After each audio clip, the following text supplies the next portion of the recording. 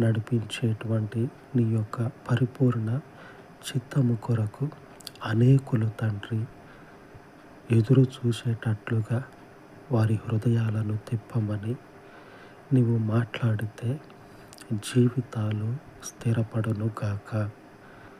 నీవు మాట్లాడితే జీవితాలు బలపరచబడును గాక. ఈ శ్రేష్టమైనటువంటి వాక్యమును తండ్రి అనుగ్రహించి అనేకుల జీవితాలను దీవెనకరముగా మార్చమని మీ పాదముల చెంత ఈ ఉదయకాల మనవులను ప్రతిష్ఠిస్తూ ఉండగా నీ వాక్యము కొరకు తండ్రి ఎదురు చూసే వారిగా నీ బిడ్డలను అభిషేకించమని యేసు నామమున వేడుకొనుచున్నాను తండ్రి. ఆమేన్, ఆమేన్. మన దేవుడు తన వాక్యము చేత మనలను ముద్రించును గాక.